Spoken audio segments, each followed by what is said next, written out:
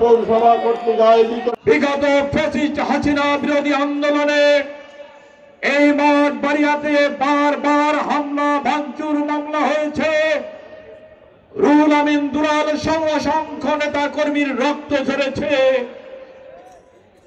একটাই দাবি ছিল, ভোটের দাবি। ভোটের মাধ্যমে কার্যকারী গণতন্ত্র রাষ্ট্র প্রতিষ্ঠার দাবি।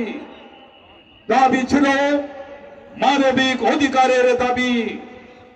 আমরা সেই দাবি আদায়ের সংগ্রামে 5 আগস্ট বিপ্লবের মধ্যে দিয়ে বাংলাদেশে যে নির্বাচনী সুবাতাস বইছে, আমরা এই মঠবাড়িয়ায় আমাদের সেই সুবাতাসকে এই মঠবাড়িয়ার উপজেলার জনগণ দ্বারে দ্বারে পৌঁছে দিয়ে নির্বাচনী ব্যালটের মধ্যে দিয়ে সেই কার্যকারী গণতান্ত্রিক রাষ্ট্র প্রতিষ্ঠার ধারাবাহিকতা বজায় রাখবেন বলে বিশ্বাস করি। আগামী ফেব্রুয়ারিতে নির্বাচনের আগ পর্যন্ত আমাদের সমস্ত কর্মকাণ্ডের মধ্যে একটি কর্মকাণ্ড প্রাধান্য পাবে, তাহলে আমাদের প্রার্থী এবং ধানের শীষকে বিজয়ী করে এবং এই অঞ্চলে বিএনপির শিকড় মাটিতে গ্রথিত করার এটাই সর্বশেষ সুযোগ। আমাদের দলের ভারপ্রাপ্ত চেয়ারম্যান একটি স্লোগান আমাদের শিখিয়েছে, সেটি হচ্ছে সবার আগে বাংলাদেশ।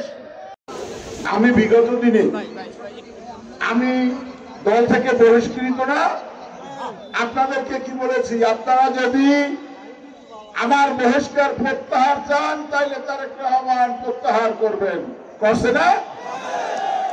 আপনারা যদি আমার জন্য মনোনয়ন চান তাহলে তারেক রহমান আমাকে মনোনয়ন দিবে, দিছে না? আপনারা চেয়েছেন না? এখন আগামী ফেব্রুয়ারির নির্বাচনে আমরা তারেক রহমানকে এই পিরিজপুর মঠবাড়িয়া আসন উপহার দেব না? সবাই হাত লাগাই দেখান, সবাই।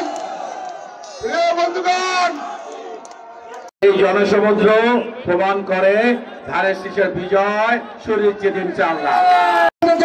আসনবাদী সংখ্যা নির্বাচনে আমরা সবাই ধানের শীষ প্রতীকে সবাই ভোট দিবেন।